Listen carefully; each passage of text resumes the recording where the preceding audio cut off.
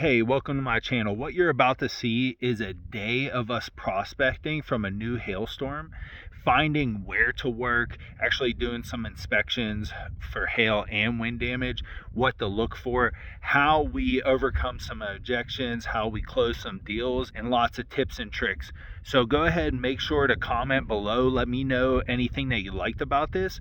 And let me know if you like these, because I'll do more of these and provide a lot of value to you guys and some awesome content. We had a lot of fun doing it, so enjoy. Hey guys, how's it going? We're just with the storm response team. They sent us out here to check out and see if there was any damage and anyone we could help. Do you guys remember the storm yesterday? Do you know if any hail hit out here? Do you know if you guys got any hail during that storm yesterday? No, I don't think so. Not over here? No, I wasn't over here during it, so I don't know. That's all good. We were just out trying to help some people in the neighborhood. But you guys have a nice day. Keep cool out here.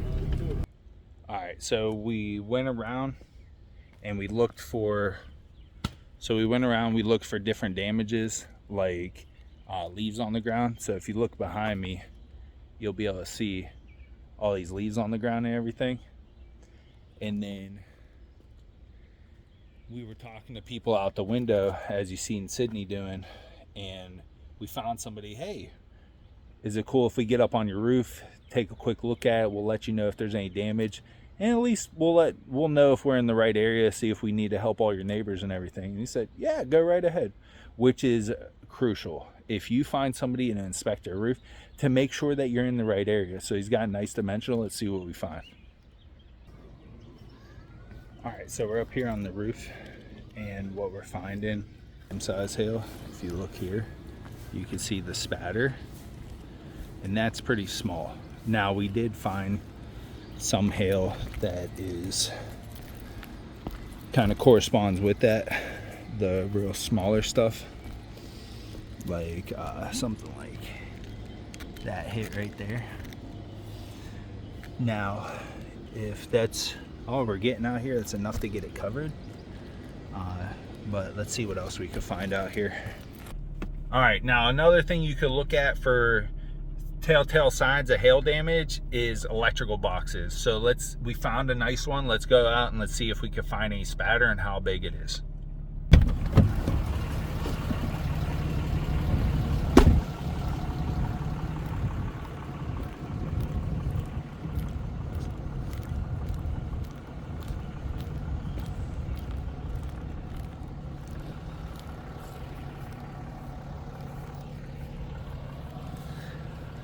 All right, so this spatter that we're finding, about dime size hail. So that's gonna create damage, but not the biggest damage. So let's go see what else we can find out here.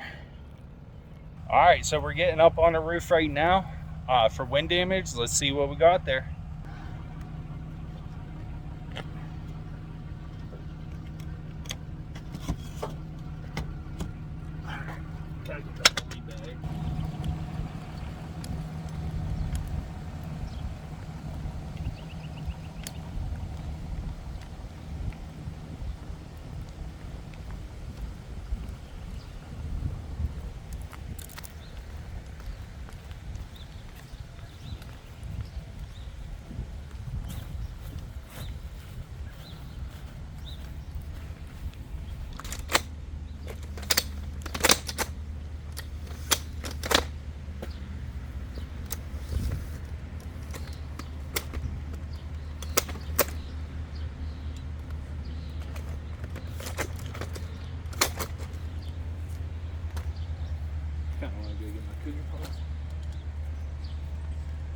All right, so this one, we seen this tree down in the front yard, which is a telltale sign that there was bad wind. Now this one, you can't see damage from the ground, but it's a good chance that there is damage up there because all the shingles are lifted up. So we spoke to the homeowner and we're gonna get a closer look at it for him. He actually already filed a claim.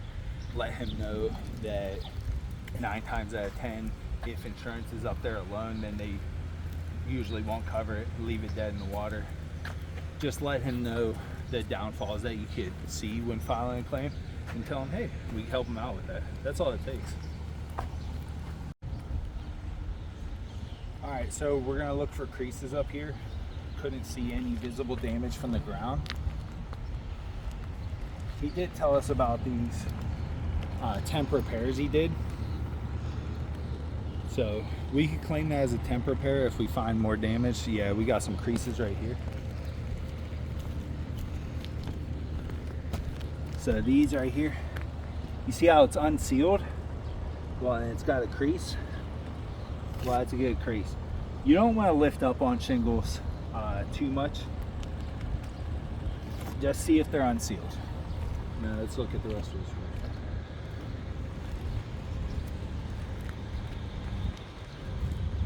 Yep, we got another one right here. Clear as day. Probably started by a nail pop and then I lifted it up, well then crease back and forth. Say this got a nail pop, this one unsealed, that'll eventually crease.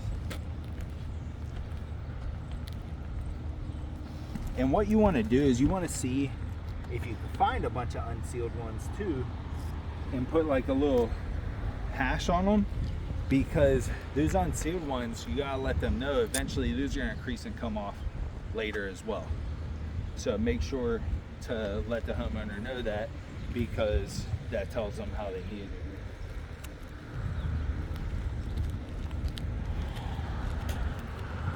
All right, and he did tell us that there was hail over here. If you look at this, you can see the hail. So if you see all this spatter, all those highlight marks, that tells us that hail was there and it knocked off the old granulars and gave it that little shiny mark. And if you want to look for good hail, well, look inside of the spatter, and if you see hits inside the spatter, then you know that's good hail. So let's finish looking for wind and then we'll look and see how much hail damage there is. So he said this was leaking, but now one of the main things to note here is since this repair was done, well, you see these creases right here? Well, that shows that the roof is unrepairable. So you do want to show that to the adjuster to show them that the roof is unrepairable, that it's too brittle to repair, and that means that the rest of the shingles are going to have to be replaced if they do approve a repair. Because a lot of adjusters don't do brittle tests anymore, so that is pretty much a brittle test on the roof.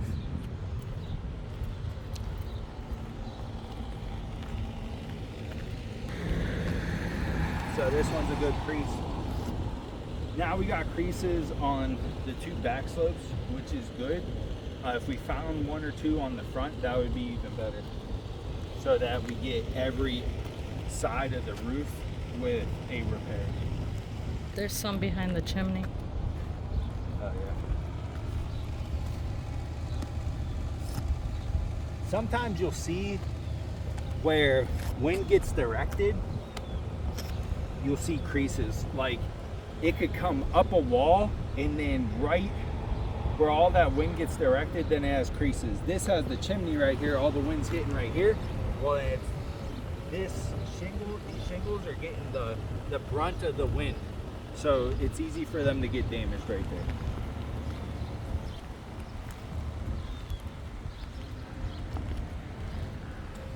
Got it.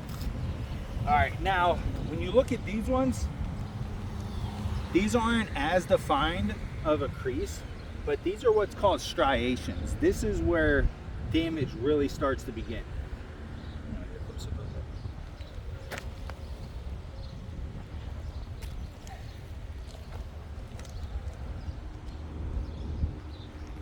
Same with this one.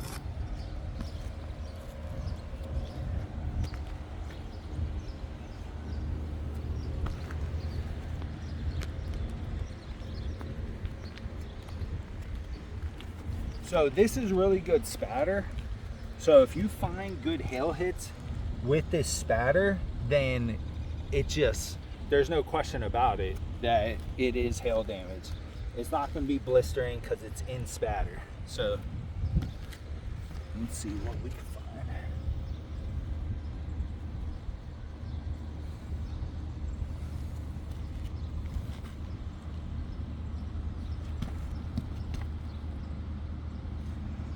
A big thing when you're inspecting a roof, you want to inspect from the eave up. That's the edge of the roof. Because you never want to walk backwards down a roof when the eave's behind you inspecting it, because you could easily just step off the side of the roof. So make sure that you're working from the bottom up.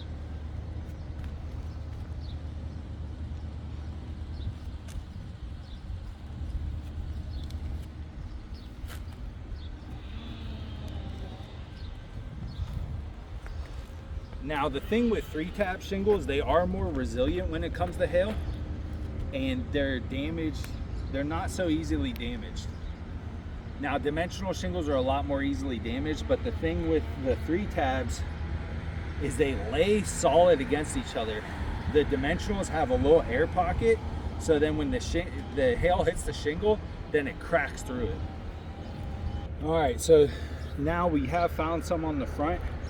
These are the beginning of wind damage. The front of the roof doesn't get hit as hard, but you can see some of these with good striations, and they're unsealed, which is good. There's debris underneath them, so it'll never seal back down. So that's some of the main stuff that you're looking for when you're looking at these roofs. We'll go more in detail on a good hail roof with hail. This one doesn't show really good hail, but this is really good for wind. You want to look for damage on every slope so that you have a case that the rest of the slope needs repaired, whether it's for color matching or repairability. Make sure to show them those pictures if there is a repair, to show the repairability, like this over here.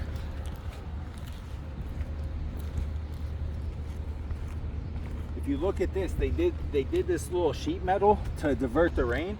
Well, these are really creased. That is perfect to show the repairability. So make sure to build your case. Hey, it's not repairable. Hey, the color won't match. It's multiple slopes, line of sight, things of that sort, to build your case and make sure you get it covered for them. So let's go show the homeowner what we found. All right, so right off that last one, we went on the next street over. There's a bunch of 3-tabs. One right here, and then there's another one over here behind this bush, the gray roof, the beige roof. And I let him know, hey, the guy behind you had unforeseen damages, showed him pictures of it, the creases. And I said, hey, we could take a quick look at it, let you know if there's any damage as well. First, he pointed at a no soliciting sign, and then he was like, hey, does it cost me anything? I said, nope, only if we help you get it paid for by the insurance. You just pay your deductible upon full approval. He said, yeah, get a look at it, so let's see what we find. Ooh, there's a steep one. I still got the ridge pro. Yeah, I don't want to get on this. Oh, it's pretty sticky. But yours are worn.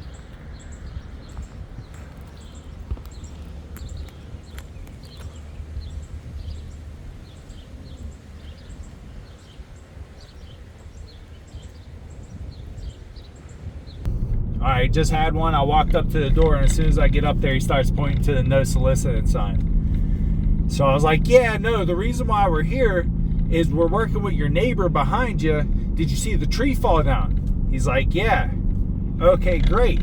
Well, what we're doing is he had damage on his roof, and I showed him pictures of the creases. Now, you couldn't see this from the ground, and it looks like your roof's about the same age, so you might have damage as well from the microburst. Do you remember that microburst? Yeah. Okay, great. Well, what we're doing is we're doing free inspections for everybody, so at least you know the extent of the damage. And then from there, if it's enough to get paid for by the insurance, we can help you through the process. And since I was already in with one of the neighbors, and I told him, no, that's not what we're doing. helping the neighbors inspect their roofs, so at least they know if there is damage, because he has damage as well. Well, then it flips the script and it shows them that you're there for a reason, you're there to help. And you're talking about saving them $10,000, $15,000. So it changes everything for them. When you find a no soliciting sign, make sure to knock on that door, because those are the buyers. After I got over at him pointing to that sign, he was as sweet as pie. Make sure to let these people know that you're there to help them. You're there to let them know if there is damage, let them know the extent of it, because they might be facing some real problems that you can help them with. So keep that in mind. If you guys have made it this far and you're liking the trainings and the different insights that I'm going over, I'll drop a link below this so that you can enter in your email, and I'll send you some free courses and also free tips and tricks from my email newsletter and some awesome exclusive things that I provide for free to a lot of people. So this one is catty corner to the one that we went and just inspected and signed up for helping them with the insurance. I let him know, hey, looks like the same age roof. He actually has a couple shingles coming off. So let's see what we find up there. All right, so this is 2 layers on a roof. If you look here, you can see 1, 2, 3, 4 shingles, and that's what 2 layers looks like. All right, same with this roof. There's a lot of hail spatter. Let's see if there's any damage.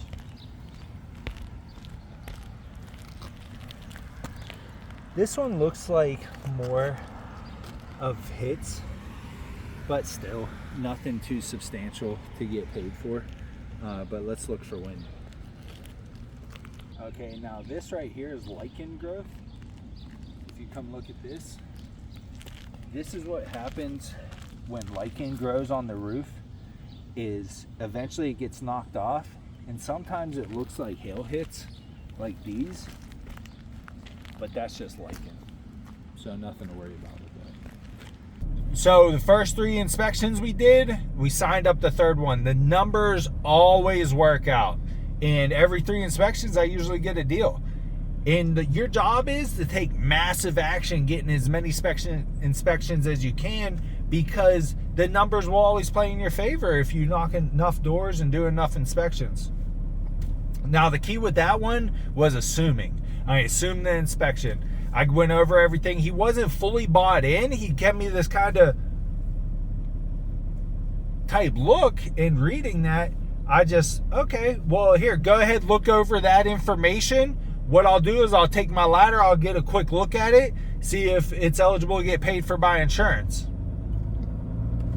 And since I built the need so much and filled the need and told him how we could get the rest of it fully covered and he'd save all the money, it made sense to him. And since I assumed the inspection, then he just went right along with it. Then I found damage on the roof. I get down and I said, oh, you have a table you can use. And he hesitated at the door. And it was looking iffy, as if he wasn't going to let me in. And then I was like, yeah, hopefully you got the AC pumping too, because it's hot out. He's like, oh, like a table inside. I'm like, yeah, we can sit down, make things go through a little bit quicker. So then we went over everything. I built the need, filled the need, explained the process, and he wasn't fully bought in. He was nodding his head, and then you would see him catch himself nodding his head, and you would kind of restrict it a little bit. And that's when you know they're not fully bought in. Yes, they're doing that chicken nod through rapport and just agreeing along with you because it's socially normal. But you could see he was hesitating a little bit. So what I did is I looped back, built the need, filled the need, explained the process a little deeper, give him more clarity on everything. And eventually I exhausted all my resources. I built the need on everything. I filled the need. I explained the entire process. And I was like, well, there's nothing left to do but assume the close. So then I said, okay, just to get the ball rolling on this, we just got a basic service agreement that says, hey, if we get it fully covered for you, use us for the work. If it's not fully covered, then you don't owe us a penny. everything to gain, nothing to lose. I made real light of the paperwork, and then I started writing it down. And I said, okay, what's your address here? And he started answering me. Then I was like, oh, what's your name? Well, then he's like, you want me to write it down? He started filling out the service agreement on his own. So I assumed the inspection. If I would never assume the inspection and assume the close, then it would have never closed. Because towards the end, he told me, he's like, we filled out all of the paperwork. He's like, well, I had a guy that was supposed to come out here at 4. He stopped by yesterday, and he was going to be out here, and it's like 2 o'clock. I was like, well, you might as well let him know that we're going to handle everything. I said, well, you might as well let him know we're going to handle everything so it's not all awkward. I was like, I could even call him for you. So he gave me his number, had me call him later once I got in the truck. But that guy never assumed the sale. He never assumed the inspection. He never took charge. And that's what the client told me. He said, yeah, he was going to look at it for me and scheduled. Well, I was working. This guy was working right now. And so since I assumed the inspection and took control, then he just went along right with it. Because he even said, he's like, well, you guys got up there, inspected it, you're handling everything for me. And pretty much he just said, oh, well, you're assuming and taking control over everything, so here you go. It was pretty funny. But you gotta lead these people. They want to be led more than you want to lead them. You are helping them. You're doing a great service for them. So make sure to let them know that, and make sure to do this with confidence. You're there to help them. And there's no reason why they should tell you no. So you gotta act as if. Act as if they're already bought. Act as if they already said yes, and keep the ball rolling on it. But yeah, it was a great day.